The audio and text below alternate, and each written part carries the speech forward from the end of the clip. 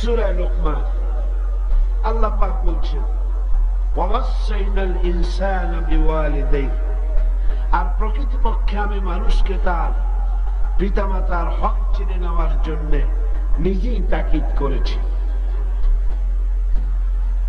হামালাতুহু উম্মুহু ওয়াহনান আলা ওয়াহনি, তার মা তাকে শ্রান্তির পর শ্রান্তি, দুর্বলতার পর দুর্বলতা সহ্য করে গর্ভধারণ করেছে। ওয়াফিসালুহু ফি আমাইন, আর তাকে দুধ ছাড়াতে সময় লেগেছে 2 বছরের মতো। আনিশকুরলি, আমি এটা এই জন্য করেছি, তাকে উপদেশ এজন্য দিয়েছি যাতে করে সে আমার কৃতজ্ঞতা স্বীকার করতে পারে। ওয়ালিওয়ালিদাইকা, এবং তার পিতা মাতারও কৃতজ্ঞতা স্বীকার করতে পারে। ইলাইয়াল মাসির, আর তোমাদের সকলকে আমার কাছে ফিরে আসতে হবে। ওয়াইন জাহাদাকা আলা আন তুশরিকা বি মা লাইসা লাকা বিহি ইলম, আর কিন্তু যদি তারা তোমার প্রতি আমার সাথে কাউকে শরীক করার জন্য চাপ দেয়, তাহলে তুমি তাদের কাছে তাদের কথা কখনই মেনে নিও না। দুনিয়ায় তাদের সাথে সদাচরণ করতে থাকো, কিন্তু মেনে চলো কেবলমাত্র সেই ব্যক্তির পর যে আমার দিকে ফিরে এসেছে, এবং এরপর তোমাদের সবাইকে আমার দিকে ফিরে আসতে হবে, এবং সেদিন তোমরা যা কিছু করেছিলে সবকিছু তোমাদেরকে জানিয়ে দেওয়া হবে। এ হচ্ছে আয়াতে কারিমার শাব্দিক অর্থ। এবার আমরা এর ব্যাখ্যার দিকে এগিয়ে যেতে চাই। আল্লাহ পাক এই আয়াতের মধ্যে আমাদের জন্য কি রেখেছেন। একটি জিনিস আমি সর্বপ্রথম বলে নিতে চাই, তা হলো আল্লাহ পাক শুরু করেছিলেন লোকমানের কথা দিয়ে। কার কথা দিয়ে? লোকমান হাকিমের কথা দিয়ে। এবং লোকমান হাকিমই কথা বলতেছিলেন, মনে আছে না? وَإِذْ قَالَ لُقْمَانُ لِابْنِهِ وَهُوَ يَعِظُهُ يَا بُنَيَّ لَا تُشْرِكْ بِاللَّهِ, কথা কার? না না না, লোকমানের কথা কার? লোকমান হাকিমের কথা কিন্তু শেষ হয় নাই। তিনি বলেছেন লা তুশরিক বিল্লাহ ইন্নাশ শিরকা লাযুলমুন আযীম। এই পর্যন্ত কার কথা? লোকমানের কথা।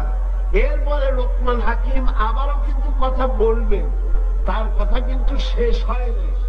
মাঝখানে আল্লাহ পাকের কথা ঢুকে গেছে। এই শিরকের আলোচনার ভেতরে যে পর্যায়ে আল্লাহ এসেছেন, এই কথা এটার সাথে তাকবীরটা কি, সম্পর্ক কি? এখানে আল্লাহ পাক বলছেন মা বাবার কথা। লোকমান বলেছিলেন আল্লাহর সাথে কাউকে শরীক স্থাপন করো না, শিরক হচ্ছে মস্ত বড় জুল। আর আল্লাহ নিয়ে আসলেন যে আমি উপদেশ দিচ্ছি যেন মানুষ তার হককে বুঝে নেয়, চিনে নেয়, তার সম্মান যেন করে। এই কথা মাঝখানে আসলো কেন? এটা তাকবীর হচ্ছে এই। হযরত লোকমান তার সন্তানকে তিনি যখন আল্লাহ রাব্বুল আলামিনের সঙ্গে পরিচয় করায় দিলেন, আপনারা বলেন সন্তানের জন্য সবচাইতে কল্যাণকামী কে? পিতামাতা। সন্তানের চাইতে সবচাইতে বেশি কল্যাণকামী কে? আর কল্যাণের জন্য মাতা পিতা, কল্যাণের কথা মা বাপ তার সন্তানকে বলে। হযরত লোকমান তার সন্তানকে কল্যাণের কথা প্রথমেই শিখালেন। বললেন, সন্তান, হে আমার বৎস, শোনো, একটা বড় কথা তোমার শোনাই, লা তুশরিক বিল্লাহ, আল্লাহর সাথে কাউকে শরীক স্থাপন করো না। হযরত লোকমান যখন তার ছেলেকে আল্লাহর সাথে পরিচয় করাইয়া দিলেন, দুনিয়ার হাতি ঘোড়া না, অর্থনীতি না, সংস্কৃতি না, কোন জিনিস নাই। সর্বপ্রথম বুদ্ধিমান পিতা নিজের সন্তানকে আল্লাহর সাথে পরিচয় করিয়ে দিলেন। আল্লাহ পাক খুব খুশি হয়ে গেলেন। আল্লাহ পাক বললেন যেন, ও আমার লোকমান, তুমি পিতা হয়ে তোমার সন্তানকে যেমন আমার সাথে পরিচয় করাইয়া দিলা, এবার আমার দায়িত্ব হয়ে গেল সন্তানের সঙ্গে তার বাপ মায়ের পরিচয় করাইয়া দেওয়া। এবার আমার দায়িত্ব, তোমার দায়িত্ব তুমি পালন করেছো, আমার সাথে সন্তানের পরিচয় করাই দিছো। এখন আমার দায়িত্ব সন্তানকে তোমার সাথে আমি পরিচয় করাই দিই। তোমার গুরুত্ব কতখানি, তোমার স্ত্রীর গুরুত্ব, মা বাবার গুরুত্ব কত বেশি সন্তানের উপরে সেটা বুঝে আমি আল্লাহ। আল্লাহ রাব্বুল আলামিন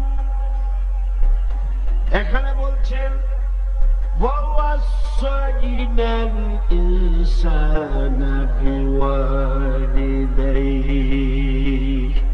আল্লাহ পাক বলছেন, আমি মানুষকে নসিহত করেছি, উপদেশ দিয়েছি, তারা যেন তাদের মা বাপের হককে যেন চিনে নেয়, যেন বুঝে নেয়।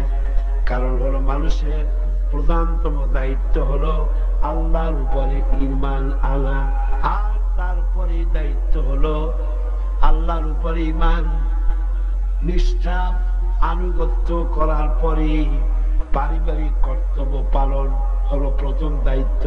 আর সেই প্রথম দায়িত্বের শুরুতে উচ্চ স্থান হলো আল্লাহর পরে, উচ্চ স্থান হলো মা বাপের। সুবহানাল্লাহ। আল্লাহর পরে, আল্লাহ রাসূলের পরে সবচাইতে উচ্চ স্থান কার? আল্লাহর আনুগত্যের পরে মা বাপের আনুগত্য যেন মানুষ করে। এজন্য আল্লাহ রাব্বুল আলামিন তিনি বলছেন, ওয়াকাদা রাব্বুকা আল্লা তা'বুদু ইল্লা ইয়্যাহু ওয়া বিল ওয়ালিদাইনি ইহসানা। তোমার রবের পক্ষ থেকে এটা ফয়সালা হয়ে গিয়েছে, এটা চূড়ান্ত ভাবে ফয়সালা হয়েছে যে আমি আল্লাহর পরে, আমি আল্লাহর ইবাদতের পর ইহসান করতে হবে, উপকার করতে হবে, ভালোবাসতে হবে, মহব্বত করতে হবে, ইহসান করতে হবে মা বাপের। কার? চিল্লাইবেন কার? মা বাপের আনুগত্য করা, হুকুম মানা আল্লাহ পাক ফারজ করে। আল্লাহ পাক শিখালেন, ইম্মা ইয়াবলুগান্নাল কিবারা আহাদুহুমা আও কিলাহুমা ফালা তাকুল লাহুমা উফফিন ওয়ালা তানহারহুমা ওয়া কুল লাহুমা কাওলান কারীমা। আল্লাহ পাক বলছেন, তাদের মধ্যে একজন অথবা উভয় তোমাদের সম্মুখে যখন বার্ধক্যে পৌঁছে যায়, তাহলে তাদেরকে তাদের সামনে এই শব্দটি পর্যন্ত বলো না, এবং তাদেরকে ভৎসনা করো না, ধমকের স্বরে কথা বলো না, মাথা উঁচু করে ধমকের স্বরে চোখ রাঙায় কথা বলো না, বরং আদবের সাথে সম্মানের সাথে কথা বলো। সুবহানাল্লাহ। মা বাবার সাথে কেমনে কথা বলতে হবে আল্লাহ পাক শিখাই দিচ্ছেন। মা বাবার সঙ্গে কথা বলবা ভদ্রতার সাথে, সম্মানের সাথে, এবং তাদের সঙ্গে তাদের সাথে দোয়া করতে হবে আল্লাহ রাব্বুল আলামিনের কাছে। আল্লাহ পাক শিখাচ্ছেন, ওয়াফিদ লাহুমা জানাহাদ যুল্লি মিনার রাহমা ওয়া কুল রাব্বিরহামহুমা কামা রাব্বায়ানি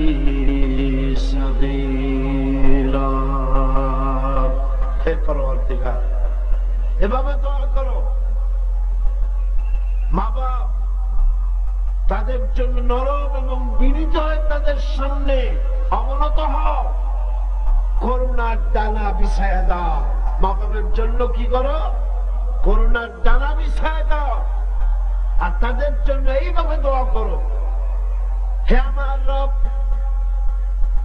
আমার শিশুকালে, আমার সহায়হীন সময়, আমার যখন কোন উপায় ছিল না, পায়খানা করে বিছানায় পায়খানার ভিতরে পড়ে থাকতাম, সাফ করতে আমি পারি না, বলতেও পারি না, আমার ভাষা নাই, পেশাবের মধ্যে পৌষের শীতের রাতে পেশাবের মধ্যে পড়ে আছি, এত অসহায়, আমি না কাঁদলে কেউ আমার কাছেও আসে না, কথা বলতে পারি না। আমার অসহায় সময় আমার মা বাপ যেভাবে আমাকে স্নেহ করে লালন পালন করেছে, হে আমার মাবুদ, অকৃত্রিম স্নেহ দিয়ে আমাকে যেভাবে লালন করেছে, আয় আল্লাহ, তুমি আমার মা বাপকে তোমার রহমতের করে লালন পালন করো। পড়েন সব আমার সাথে, রব্বিরহামহুমা কামা রাব্বায়ানি সগীরা। সবাই পড়েন, রব্বিরহামহুমা কামা রাব্বায়ানি সগীরা। আয় আমার রব, আমার মা বাবার রহমত করো, শান্তিতে রাখো। আপনারা প্রত্যেক নামাজের মুনাজাতে আপনারা যখনই দোয়া করবেন এই দোয়াটা পড়বেন, মনে থাকবে? মনে থাকবে? খবরদার ভুলে যাবেন। সূরা বনী ইসরাঈলের এই দুটি আয়াতের মধ্যে কয়েকটি শিক্ষা পাওয়া যায়। প্রথম হচ্ছে, মুমিনের উপর আল্লাহ রাব্বুল আলামিন আল্লাহর পরে সবচেয়ে বড় অধিকার করে দিয়েছেন পিতামাতা। আল্লাহর পরে অধিকার কার? পিতামাতা। আল্লাহর ইবাদতের পরই পিতামাতার সাথে ভালো ব্যবহার করার নির্দেশ দিয়েছেন আল্লাহ পাক নিজে। আর ২ নম্বরে, মাতা পিতা বার্ধক্যে উপনীত হলে তাদের মেজাজের ভিতরে কিছুটা রুক্ষতা আসতে পারে, পারে না? মা বাপ যখন, মানুষ যখন বুড়া হয়ে যায় তখন মেজাজ কি ভালো থাকে নাকি? না না, এক পিড়ি সব বিমারি, একটা রোগী শত, এক বার্ধক্য শত রোগের উৎস। নানান রকমের রোগ ব্যাধি আসে, কানে কম শোনে, স্বাস্থ্য ভালো না, মেজাজ খারাপ, এই জন্য তাদের মেজাজটা একটু রুক্ষ হয়ে যায়। সন্তান তাতে যেন বিরক্ত না হয়, খুশির সাথে বরদাস্ত করতে হবে, এমনকি উহ শব্দটি বলা যাবে না। সুবহানাল্লাহ, আল্লাহ নিষেধ করছেন বরদাস্ত। অনেক লোক আছে, মা বাবা বুড়ো হয়ে গেছে, আর এই বুড়ো হয়ে যাওয়ার পর বিরক্ত হয়ে সন্তান বলতে থাকে, এই বুড়িটা মরে না কেন, বুড়াটা মরে না কেন? বলেন নাউজুবিল্লাহ, মরে না কেন? আমার বন্ধুগণ, কি করে এই মুখ কথা আপনার মুখ থেকে বেরোলো?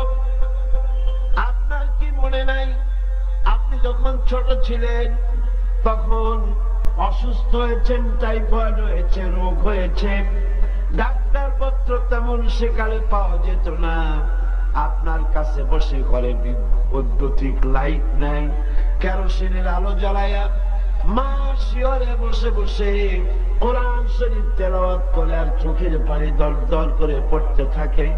আখিরি রজনীতে মা দুহাত উঁচু করে রোগাক্রান্ত মৃত্যু শয্যায় শায়িত সন্তানের পাশে বসে দোয়া করে, রব্বুল আলামিন, আমার জীবনের বিনিময় আমার সন্তান তোর হায়াত দরাজ করে দাও। যেই মা এমন করে দোয়া করে সন্তানের জন্য, সেই সন্তান বউর কথা মতো অথবা নিজেই মায়ের মেজাজ খারাপ দেখে বলে, বুড়িটা মরে না কেন? আল্লাহ পাক বলছেন, মর্যাদার দিকে লক্ষ্য রাখো। সূরা বনী ইসরাঈলের আয়াতে এই শিক্ষা পাওয়া যায়।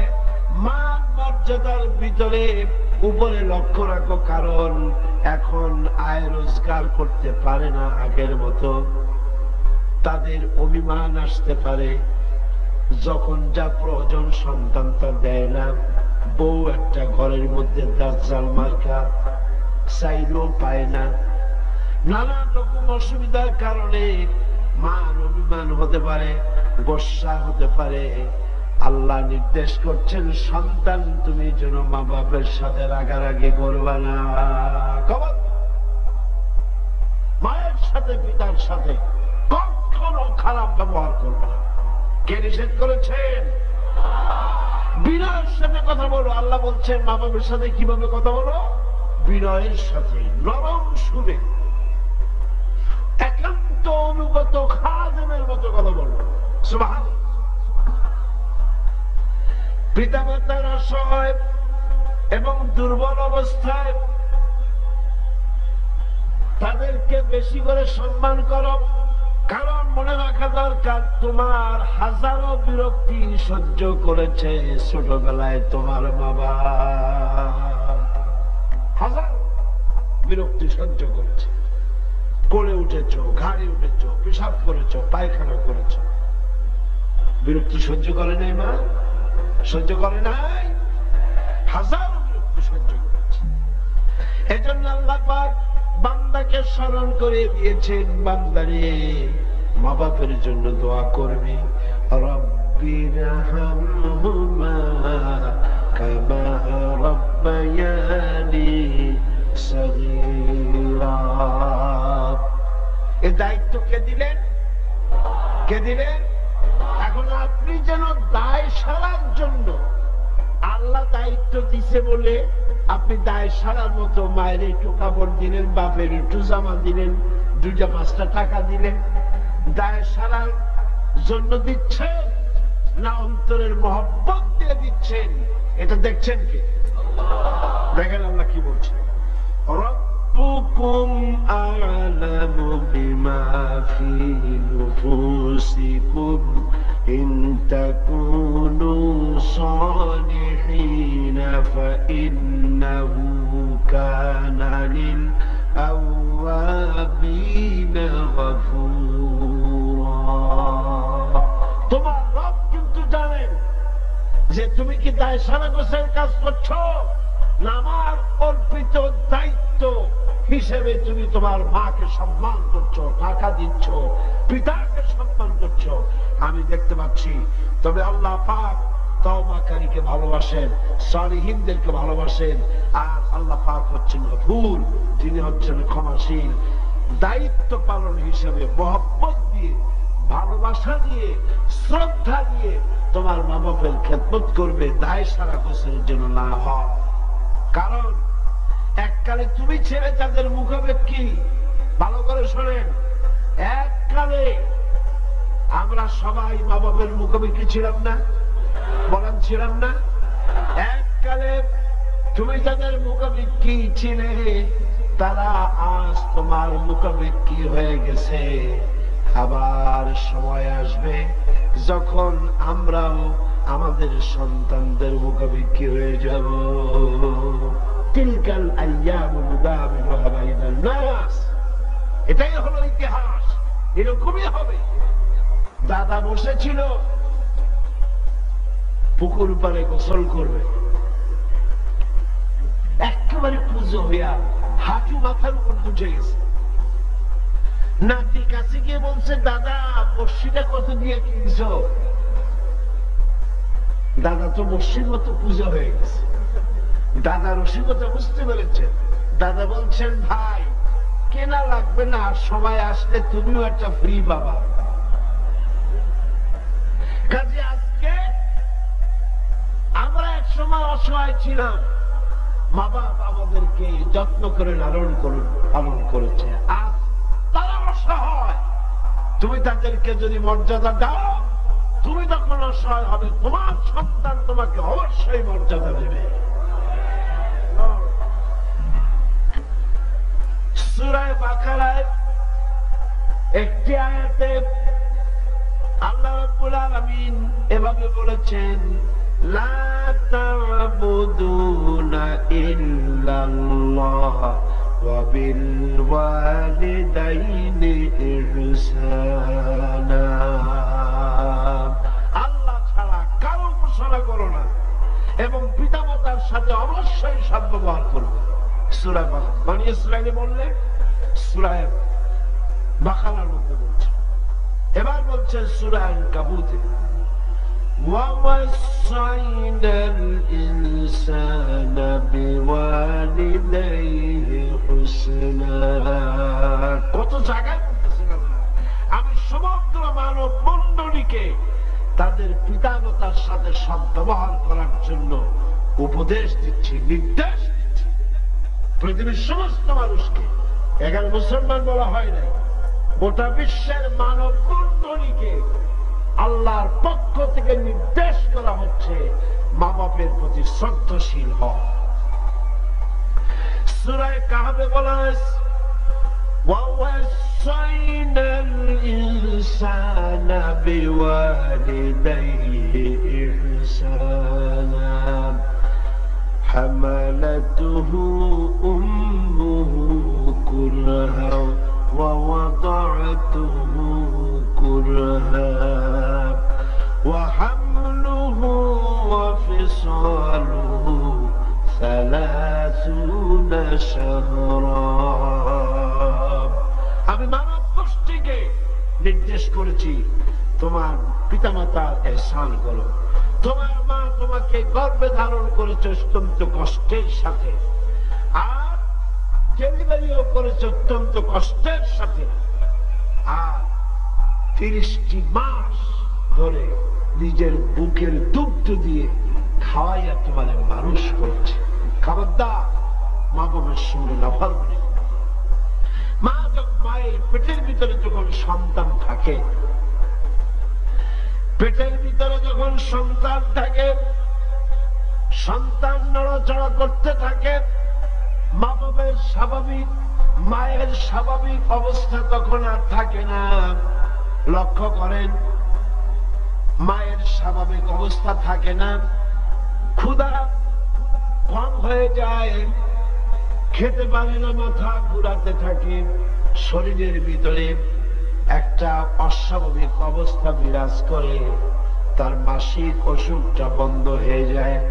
আল্লাহ রাব্বুল আলামিন তাকে খাওয়াবার জন্য, পেটের ভিতরে সন্তান বড় হচ্ছে, এই সন্তান খাবে কি, সেজন্য আল্লাহ রাব্বুল আলামিন মায়ের নাভির সঙ্গে আর সন্তানের নাভির সঙ্গে একটা তার লাগায় দিয়া মায়ের মাসিক রক্তগুলি, এগুলি সন্তানের শরীরের ভিতরে সন্তানের শরীরকে দিয়ে আল্লাহ পাক বড় বানায় দেন।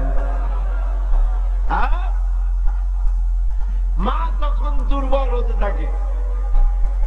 এই সময় মাকে সবচাইতে বেশি ভালো খাবার দেওয়া উচিত। আমার দেশে মানুষেরা বোঝে না, পৃথিবীতে অপুষ্টিজনিত রোগে সবচাইতে ভোগে পৃথিবীর মধ্যে নারী, মেয়ে লোকেরা। সবচাইতে অপুষ্টিজনিত রোগে কারা ভোগে?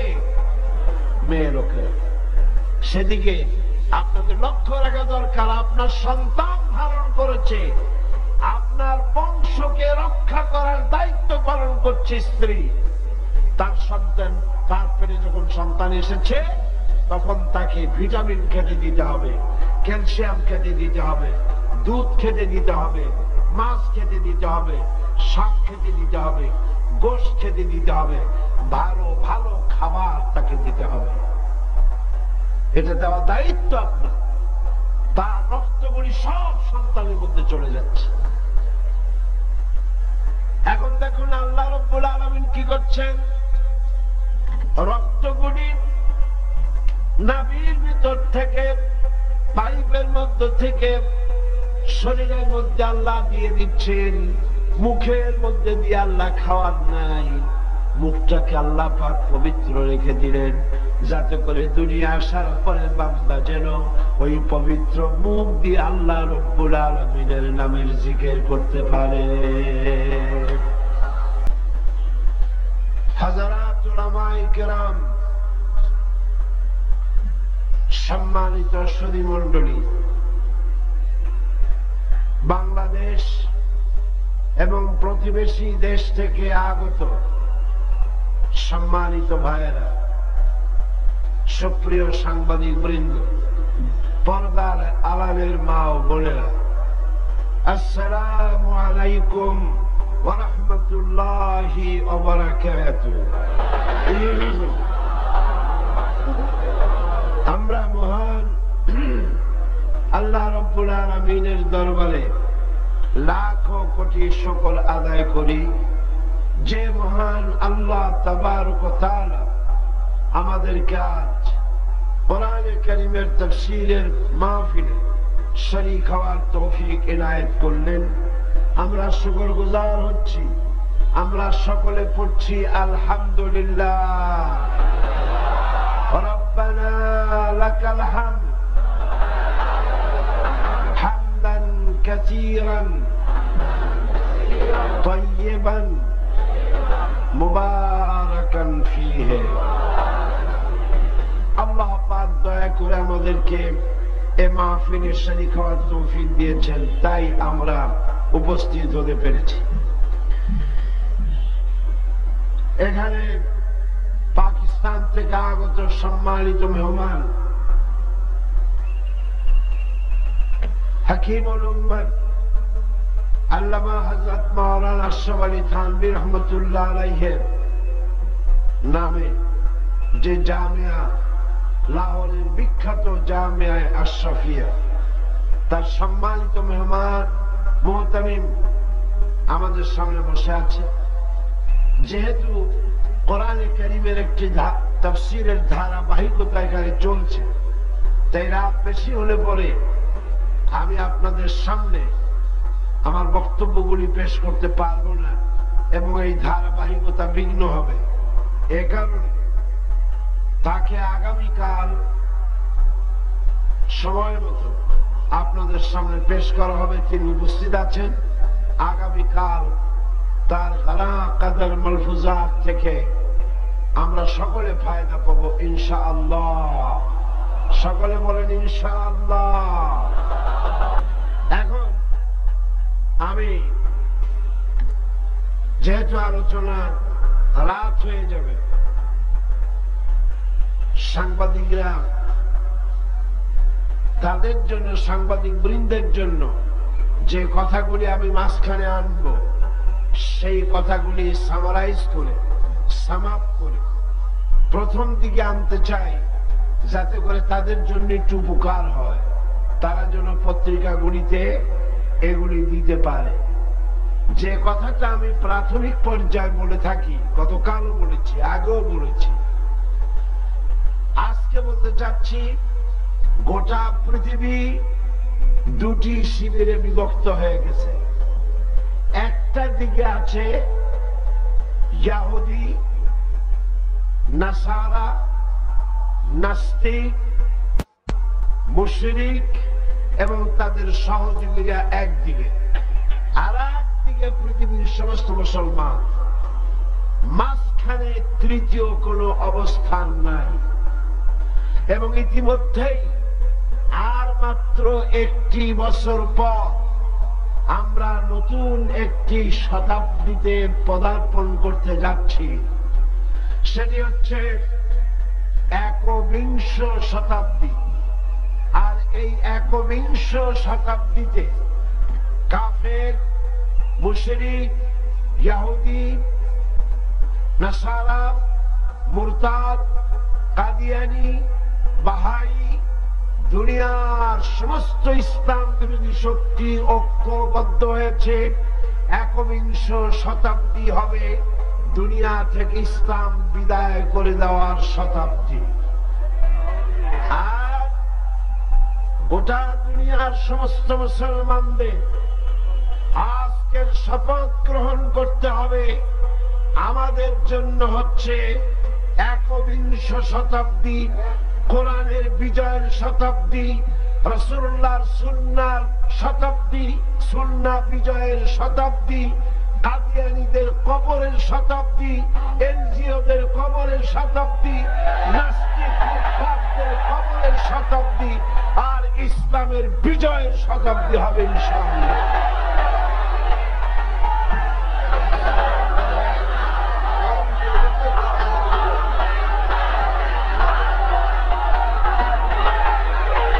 আমাদেরকে গোটা পৃথিবীর মুসলিম উম্মাহ, গোটা পৃথিবীর মুসলিম উম্মাহ একবিংশ শতাব্দীর মারাত্মক চ্যালেঞ্জের মুখোমুখি হতে যাচ্ছে।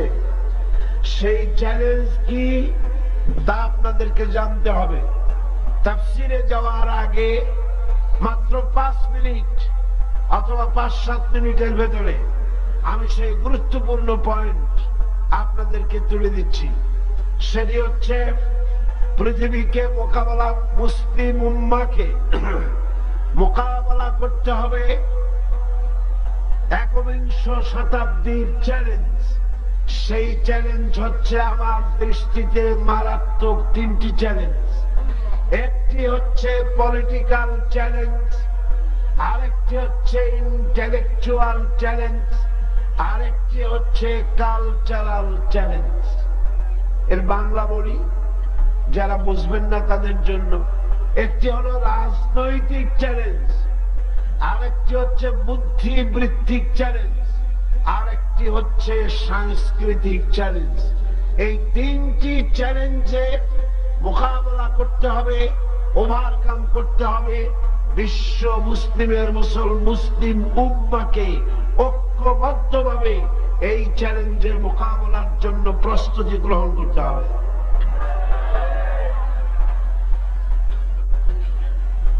আজকে রাজনৈতিক চ্যালেঞ্জ যেটা, সেটা হলো গোটা পৃথিবীর সমস্ত ইসলাম বিরোধী শক্তি তারা ঐক্যবদ্ধ হয়েছে ব্যাপারে মুসলমানরা যাতে নিজ পায়ে দাঁড়াতে না পারে। সেজন্য পাশ্চাত্যের দেশসমূহ মুসলমানদেরকে এনজিওর মাধ্যমে খ্রিস্টান বানাবার পরিকল্পনা গ্রহণ করেছে এবং তারা মুসলমানদেরকে ডমিনেট করতে চায়। কিভাবে? লক্ষ্য করুন কিভাবে। 1 নম্বর হলো চুক্তির মাধ্যমে, 2 নম্বরে সাহায্যের মাধ্যমে, 3 নম্বরে কূটনৈতিক চালের মাধ্যমে। চুক্তির মাধ্যমে যেমন পার্বত্য কালো চুক্তি, এই কালো চুক্তির মাধ্যমে পার্বত্য চট্টগ্রামের পাশেই রয়েছে হিন্দুস্তানের ত্রিপুরা, মণিপুর এবং মিজোরাম। এই 3টি এলাকা হচ্ছে হিন্দু অধ্যুষিত, কি বলে খ্রিস্টান অধ্যুষিত, আর চাকমারাও খ্রিস্টান অধ্যুষিত। যখন চুক্তি হয়ে গেল, এই চুক্তিকে সর্বপ্রথম স্বাগতম জানালো পৃথিবীর খ্রিস্টানদের মুরব্বী বিল ক্লিন্টন। এই চুক্তিকে স্বাগতম জানিয়েছে সাউথ আফ্রিকার প্রেসিডেন্ট নেলসন ম্যান্ডেলা। তার মানে হচ্ছে খ্রিস্টান শক্তি চায় পৃথিবীর দ্বিতীয় বৃহত্তম মুসলিম দেশটির মধ্যে একটি খ্রিস্টান বলয় তৈরি করতে। এটি হলো চুক্তির মাধ্যমে তারা মুসলমানদেরকে ডমিনেট করতে চায়। 2 নম্বরে সাহায্যের মাধ্যমে নানান রকমের অপমানকর শর্ত দিয়ে সাহায্য করে বাংলাদেশকে পদানত করে তারা রাখতে চায়। শর্ত দেওয়া হয় মারাত্মক রকমের ঋণের, শর্ত দেওয়া হয় জন্ম নিয়ন্ত্রণের, শর্ত দেওয়া হয় সুদের, সুদ দিয়ে নানান রকম শরিয়ত বিরোধী শর্ত দিয়ে সাহায্য দিয়ে বাংলাদেশকে চিরকাল ভিক্ষুকের ঝুলি কাঁধে নিয়ে দাঁড় করাবার জন্য মারাত্মক পরিকল্পনা তারা গ্রহণ করেছে। 3 নম্বর হচ্ছে কূটনৈতিক চালের মাধ্যমে গোটা পৃথিবীর মুসলমানদেরকে তারা ডমিনেট করতে চায়। তা হচ্ছে আলজেরিয়া।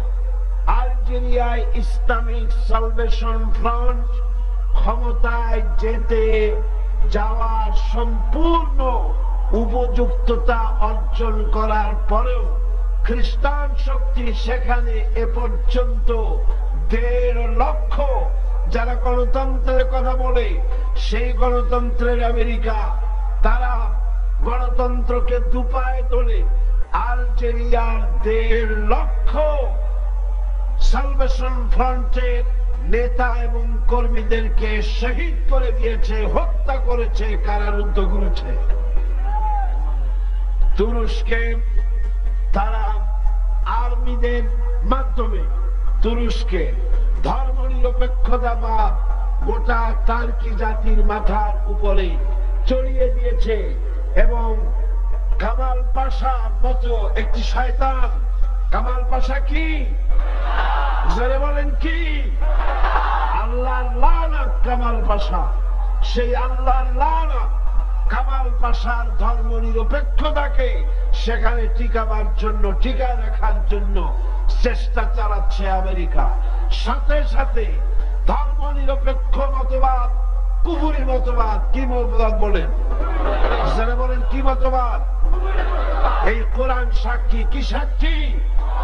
এই কোরআন সাক্ষী, আল্লাহ সাক্ষী, আল্লাহ রাসূল সাক্ষী। ধর্ম নিরপেক্ষ মতবাদ সুস্পষ্ট কুফরি মতবাদ। কোন মুসলমানের বাচ্চা যার গায়ে মুসলমানের রক্ত আছে, মুসলমান যাকে জন্ম দিয়েছে, ধর্ম নিরপেক্ষ মতবাদ মানতে পারে না, পারে না।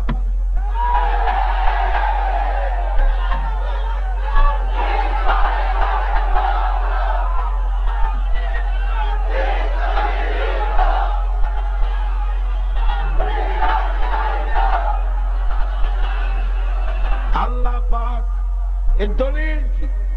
কোরআন শুনুন, দলিল কি? আল্লাহ পাক বলছেন আফাতুমিনুনা বিবাদিল কিতাব ওয়া তাকফুরুনা বিবাদ। কোরআনের কিছু কথা তোমরা মানবা আর কিছুকে করবে অস্বীকার। ধর্মনিরপেক্ষতার মূল মর্ম বাণী হচ্ছে নামাজ, রোজা, হজ, যাকাত করবো আল্লাহর কথা মতো, আর রাজনীতি, অর্থনীতি, সংস্কৃতি করব বাপের কথা মতো। এটার নাম কি? ধর্মনিরপেক্ষতা। এটার নাম কি? মুসলমানদের সাথে এই ধর্মনিরপেক্ষতার কোন সম্পর্ক নাই।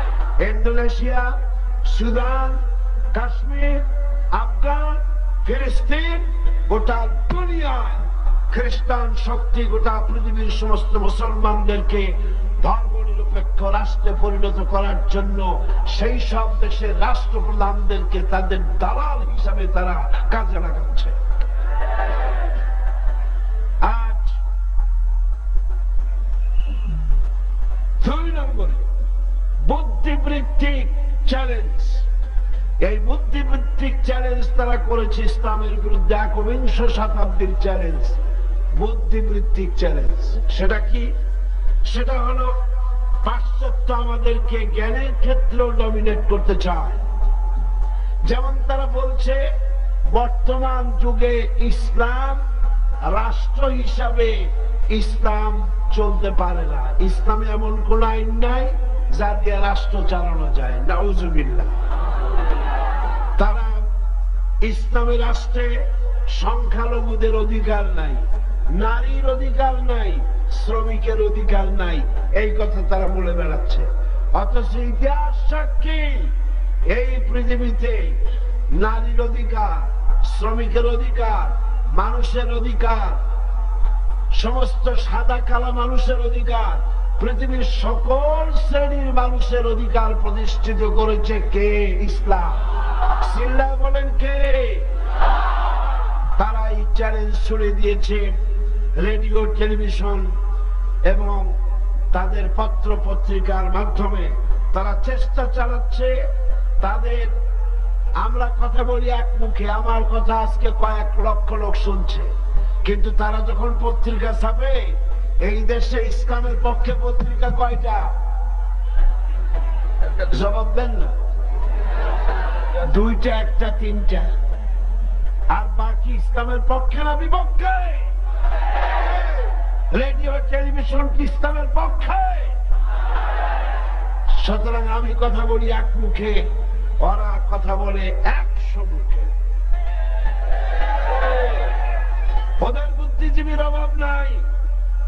এদেশে এত নারীরা ধর্ষিত হয়, ওরা কথা বলে না, ঠিক কিনা? ওরা কথা বলে, ওরা নাস্তিক, মুরতাদ এবং ধর্ষণকারীর পক্ষ অবলম্বন করে সব সময়। এই বুদ্ধিজীবীদেরকে তারা খরিদ করেছে টাকা দিয়া। বুদ্ধিজীবী মানে যা কিছু, ওই কৃষিজীবী মানে কি? যারা কৃষি উৎপাদন করে বিক্রি করে জীবিকা চালায় তারে কি বলে? কৃষিজীবী। যারা মাছ বেচে জীবিকা চালায় তারে কি বলে? যারা চিকিৎসা করে জীবিকা চালায় তারে কি বলে? যারা আইন ব্যবসা করে জীবিকা চালায় তারে কি বলে? অনুরূপ ভাবে বুদ্ধি বেচা সরকারের কাছ থেকে, ভারতের কাছ থেকে যারা টাকা খায়, এগুলার কি কয়? এরা টাকার বিনিময় নিজেদের বিবেককে বিক্রি করেছে। এরা বলে ইসলাম আজকের যুগে চলতে পারে না।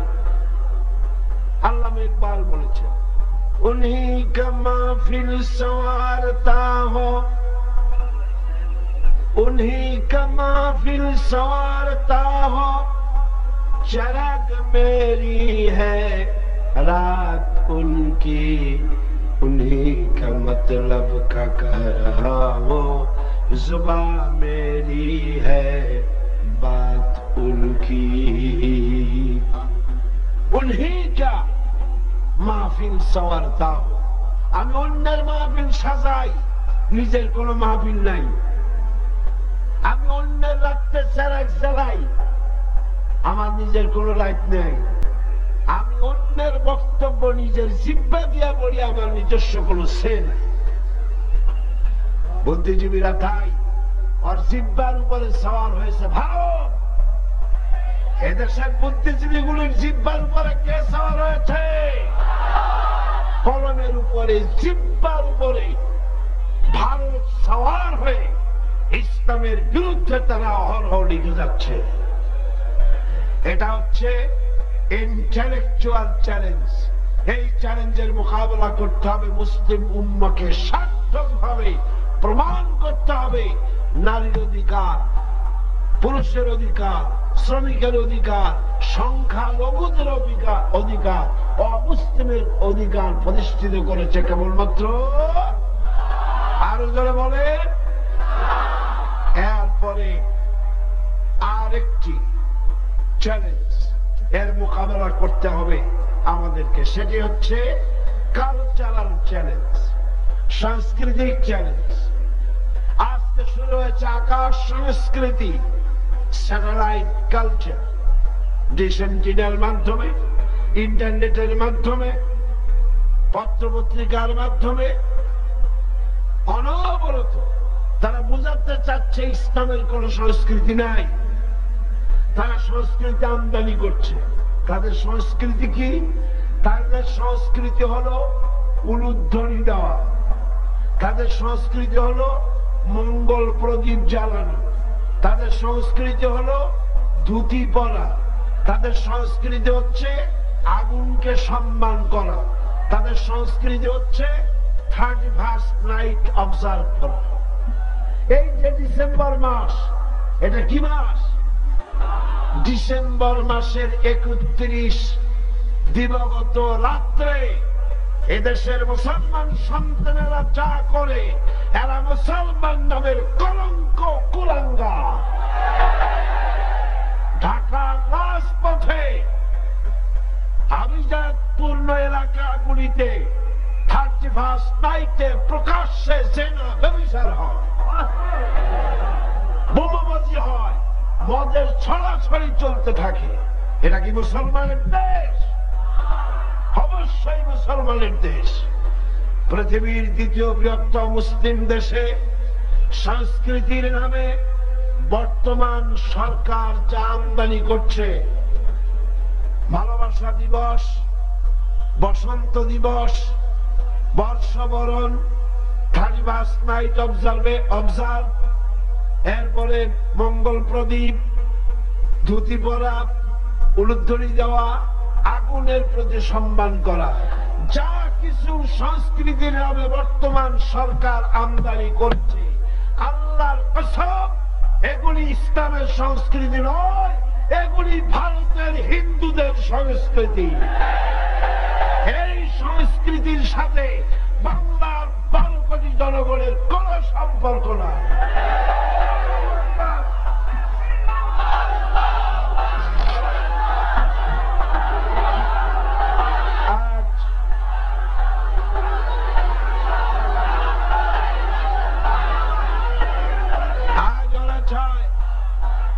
দুনিয়ার খ্রিস্টান শক্তিওয়ালা চায় আমাদেরকে সকল দিক থেকে পঙ্গু করে দিতে।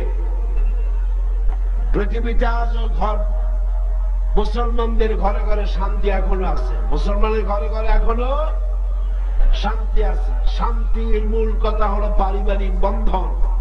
শান্তির মূল কথা কি? পারিবারিক বন্ধন, ফ্যামিলি স্ট্রাকচার। পারিবারিক বন্ধন আছে বলেই আমার দেশে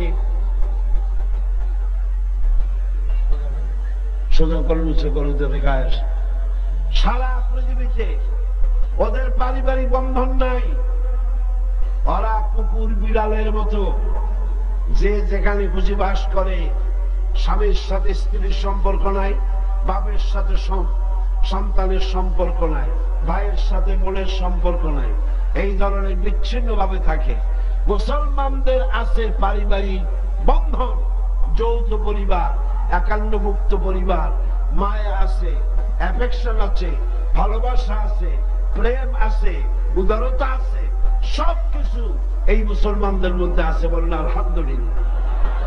এই কারণে তারা মুসলমানদের এই সুখ শান্তি, তাদের ঈর্ষা, এগুলি তারা বন্ধ করে দিতে চায়। আজ আসেন কোরআন শরীফ থেকে সরাসরি আলোচনা করি পারিবারিক বন্ধনের মূল উৎস কি।